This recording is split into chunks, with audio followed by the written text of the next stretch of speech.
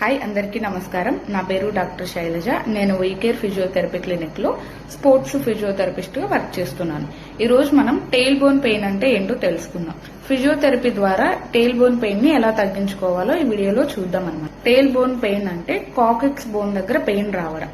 Coccyx bone అంటే వెన్నెముక చివర్లో ఒక టెయిల్ లాగా ఉంటది అనమాట. కాకిక్స్ బోన్ అనేది ఆ బోన్ దగ్గర పెయిన్ వస్తుంది అనమాట. ఒకసారి ఈ వీడియోలో చూడండి.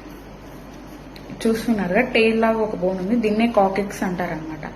ఈ బోన్ దగ్గర ఏదైనా ఇంజురీ జరగడం వల్ల, లేదంటే ప్రెగ్నెన్సీ టైంలో, ఆఫ్టర్ డెలివరీ తర్వాత ఎక్కువసేపు హార్డ్ సర్ఫేస్ మీద కూర్చోవడం అనమాట. అంటే గట్టిగా ఉన్న సర్ఫేస్ మీద ఎక్కువసేపు గంటలు గంటలు కూర్చోవడం వల్ల ఈ టెయిల్ బోన్ పెయిన్ అనేది వస్తుందన్నమాట.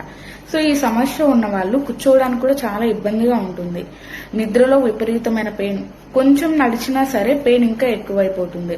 వెనకలో ఏదో బరువుగా ఉన్నట్టు అనిపిస్తుంది అనమాట.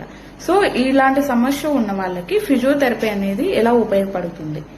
ఫిజియోథెరపీలో ఈ కాకిక్స్ బోన్ అనేది అడ్జస్ట్ చేయొచ్చు అనమాట. అడ్జస్ట్ చేయడం వల్ల పెయిన్ తగ్గే ఛాన్స్ ఉంది.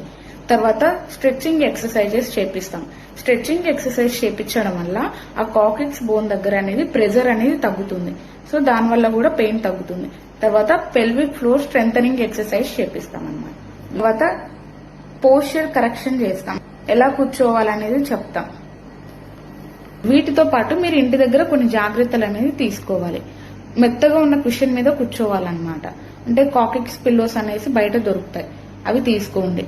తర్వాత హార్డ్ గా ఉన్న సర్ఫేస్ మీద వీలైనంత వరకు కూర్చోకుండా ఉండడానికి ట్రై చేయండి. తర్వాత వేడి కాపడం అనేది పెట్టుకోండి. ఇలా చేయడం వల్ల పెయిన్ అనేది కొంతవరకు తగ్గించుకోవచ్చు.